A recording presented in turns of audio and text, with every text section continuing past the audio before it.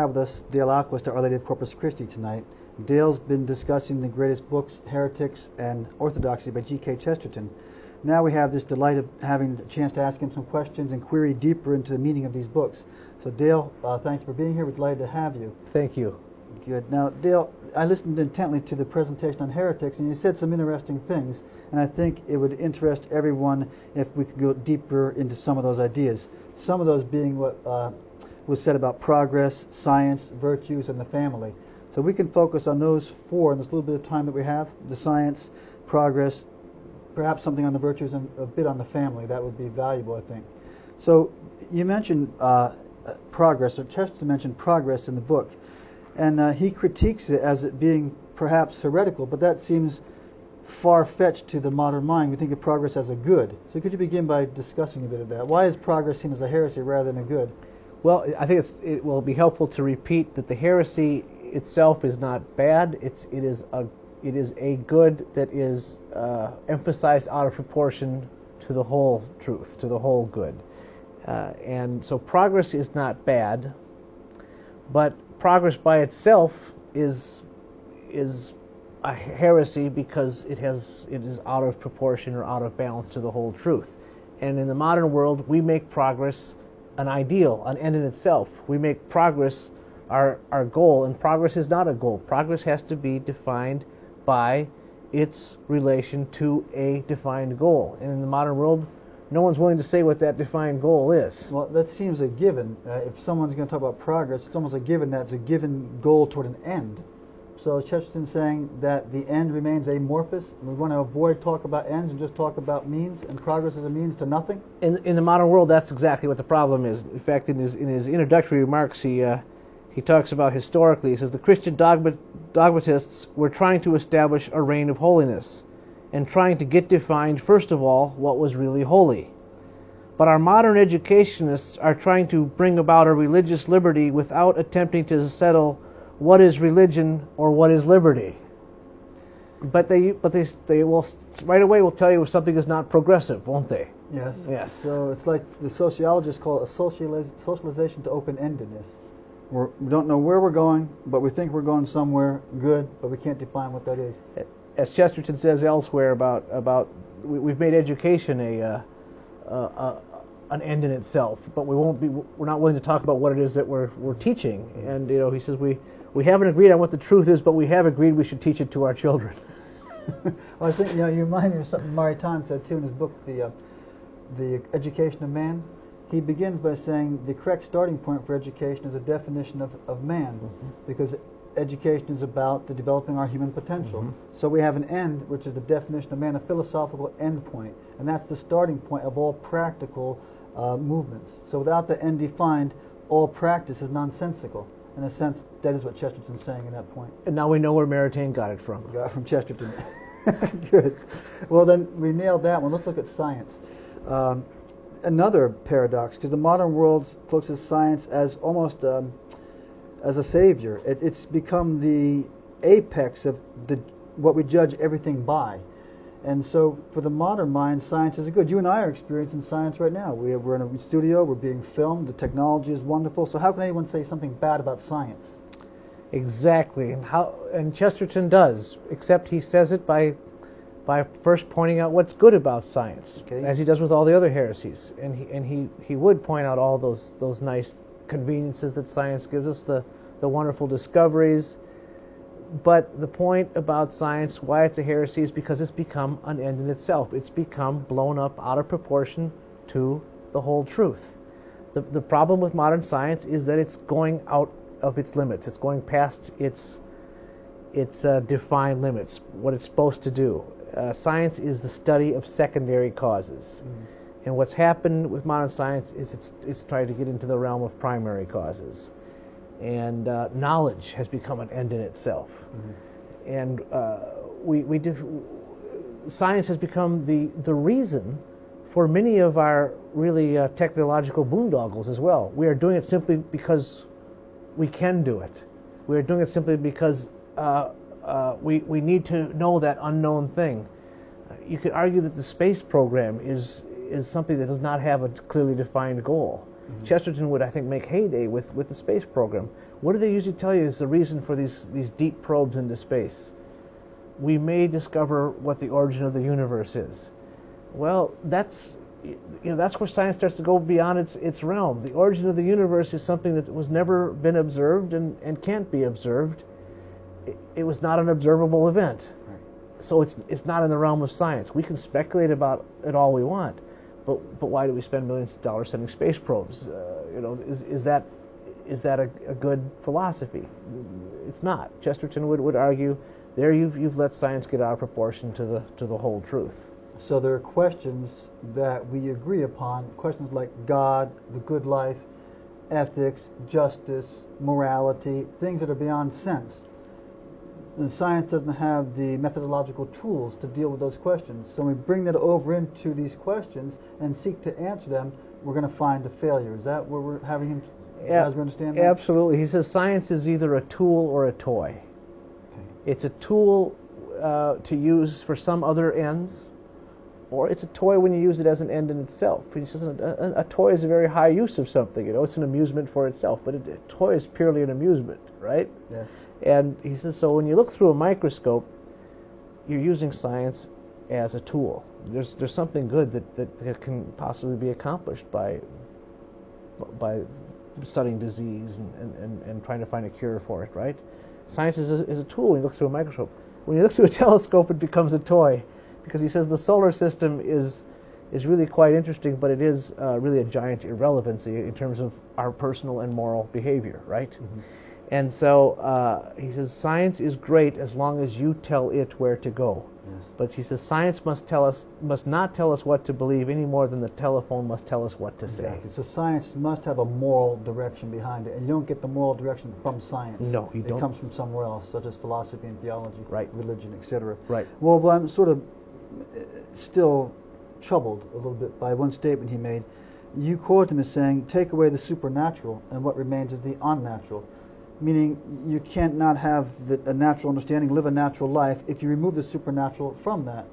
But in a sense, we have removed the supernatural from the natural sciences, and that's unnatural. But does that imply that if we take away the natural from the natural, don't we also have the unnatural? Imply something unnatural about that too? Yes, that's a very good comment. We take away the natural, and you also have the unnatural.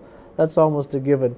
Chesterton's great line, of course, is sort of one of his wonderful paradoxes, because take away the supernatural, you expect him to say, and then you have the natural, but it's not. In order for something to be natural, it has to acknowledge that there is a creator. And Chesterton says, what we call nature, the wiser of us call creation.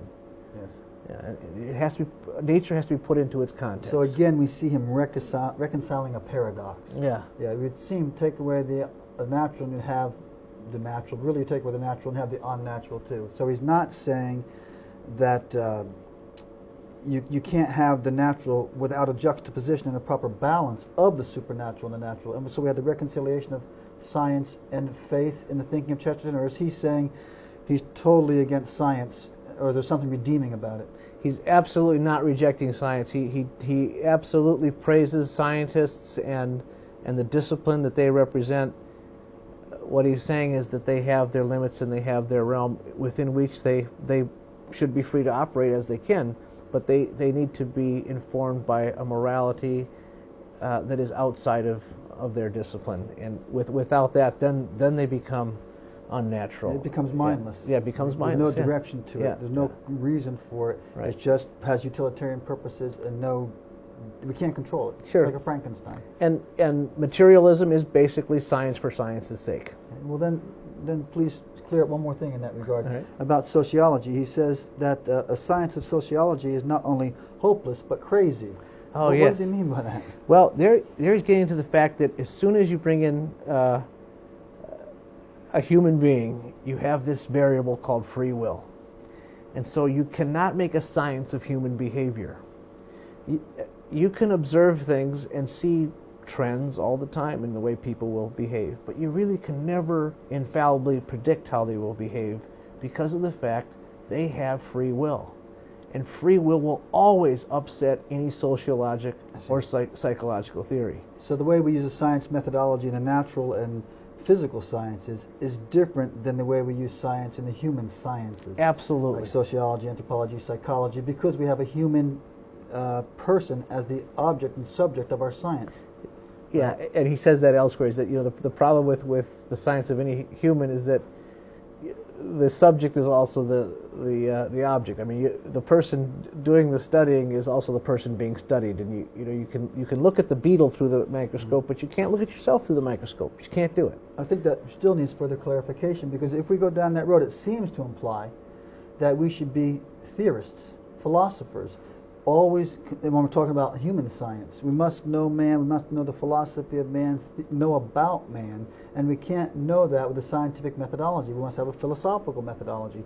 But, again, doesn't there need to be some reconciliation there? Can you build a proper Catholic society, induce a Catholic culture, without some knowledge of the concrete here and now that science gives us knowledge of?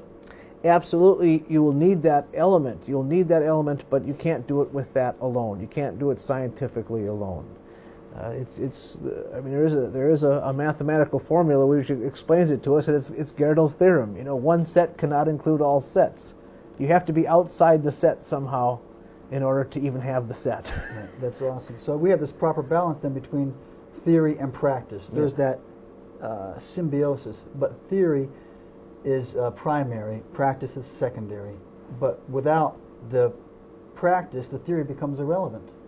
But without the descriptive sciences, the theory becomes irrelevant. I mean, you have to put theory into practice in reality somehow. Mm-hmm. So we have to have some descriptive science to do that. So there is this nice balance then in Chesterton.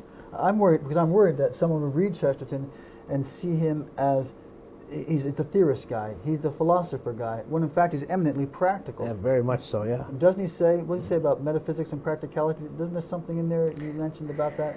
Oh, well, yeah, the more theological a person is, the more practical they are. Yeah, the more they emphasize the theological truth, the more practical are the results. Absolutely. And I didn't quote it exactly right, which is terrible to do with Chesterton.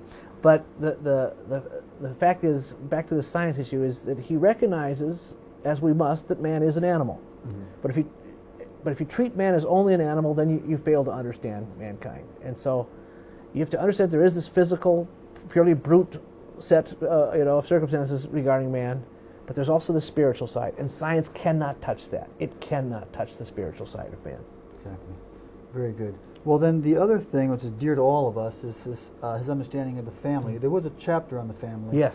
And you didn't get a chance to say much about that during the presentation of the book. So could you expound on that now? Oh, sure. In fact, there's a quotation I should read, because one person said that it's really the quintessential Chesterton chapter, that essay on the family. And in light of what's happening with the attack on the family in the modern world, it's all the more important.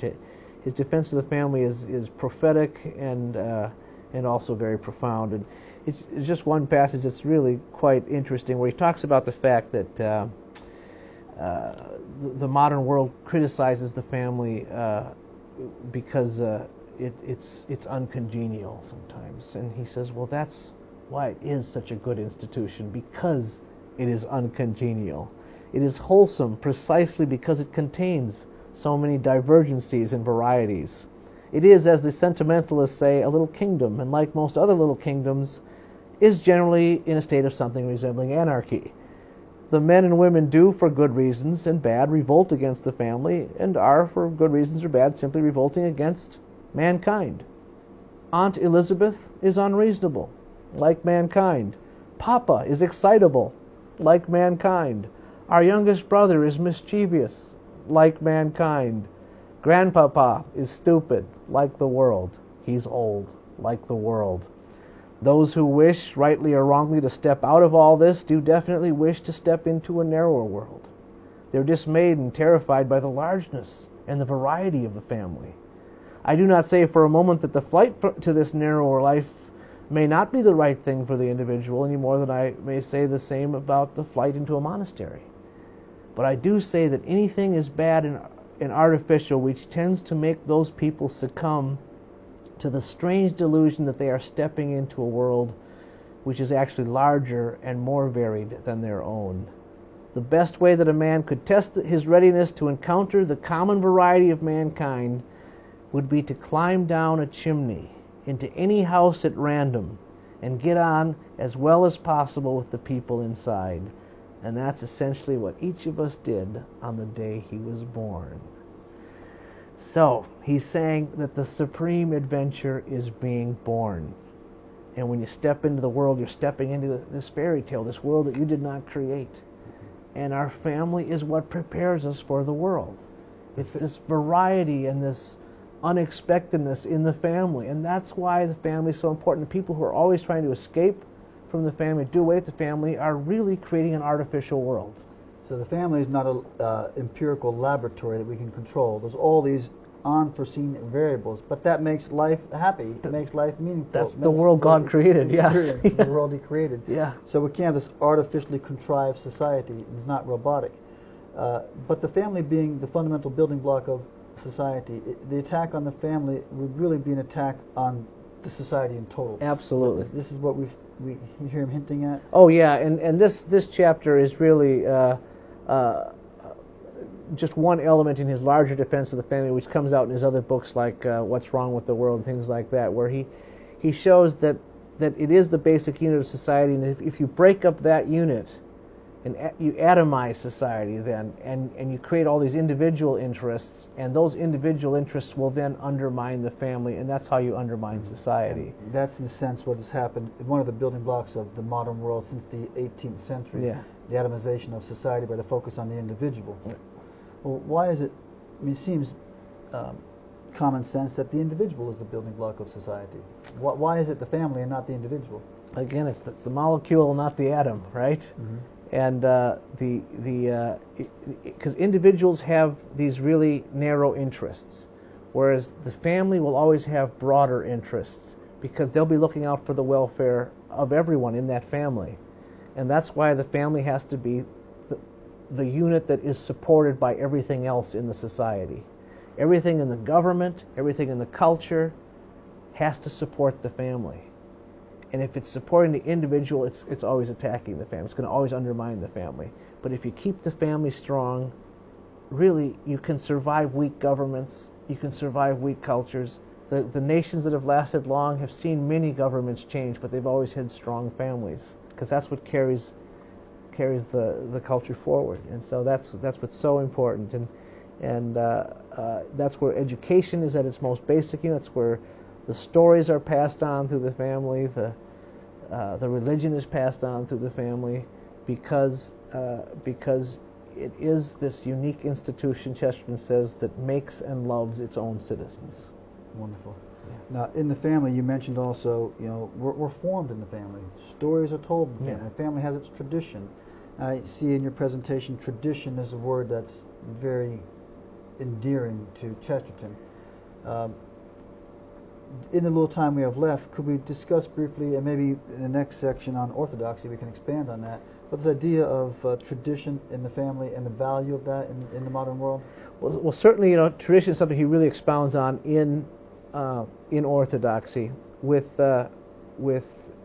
heretics, what he's doing is he's starting to talk about the importance of stories, and hint that you can't have a story without a storyteller, and that the human story is something being told by a storyteller, and that we don't know how it's going to end, but we always get this, and again that goes back to the free will thing, because we don't know how it's going to end, but we always get the indication that each day is a new chapter, and he says in the fiery alphabet of every sunset is written, to be continued in our next. And maybe that's what we need to do, is continue this discussion in our next That's very good. We'll segment. do that then. Okay. Then I see we still have a little bit of time. Okay. There was a section on virtue in the Heretics, and if I remember correctly, there was a juxtaposition of the natural virtues to the theological virtues, or the natural virtues to what he called grace. So prudence, temperance, fortitude, justice, and faith, hope, and love on the other hand. But it seems that he was uplifting the grace and downplaying the natural virtues. What's he doing there? What he's doing is he's hinting at the paradox, because he says the natural virtues are very understandable. They're rational. They're reasonable. Justice is very easy to understand, and because it means you measure out the just rewards for a certain behavior. Temperance is very understandable, very reasonable. But and that's what the pagan world gets us through. It gets us through the natural virtues. Christianity added something else, and he's using this because this is on his chapter on paganism. He's showing Christianity's superiority over paganism, and it's epitomized by the addition of the Christian virtues, which are the three virtues of grace, faith, hope, and charity, and that they are paradoxical. And again, we see the genius of Chesterton. Yeah. I'm becoming appreciating more and more just talking to you here. The genius of Chesterton in the paradoxes. Mm-hmm.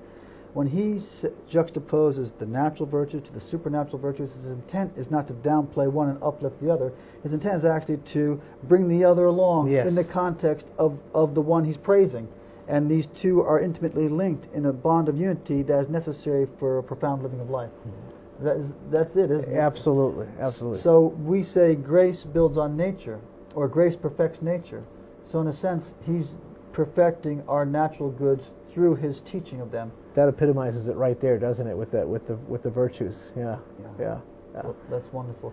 So could you give us in a summary? I mean, what's going to happen is there's going to be people who read this great book, many people, and this is a chance just to give them a little more guidance as they go through this book. Was there anything you'd leave a reader with, a thought on heretics as they're reading this work? Well, the book is definitely the setup for orthodoxy, because he seems to be hinting at all the themes that he will pick up on in orthodoxy. But the easy thing about reading this book is, unlike orthodoxy, you can lose the main argument in orthodoxy because of all the great one-liners. Here, the one-liners just help you along, and it's a very quotable book too. And you have to do a lot of underlining when you read it, but it's okay because it's just really one essay after the other, all proving the same thing, that the modern world has these good ideas that are simply incomplete in and of themselves. They need something larger to them, and it's a masterful presentation of that argument. Well, that's a great summary, Dale. Thank you. And just in closing, I want to remind people who see this and read the books. Dale is the modern personification of the Chestertonian spirit, and his speaking to us is a great gift, and we must weigh his presentation as a tremendous asset to us as we read through this book. Again, Dale, thank you, and God bless you for all your work for Chestertonian Society. My pleasure. Thanks.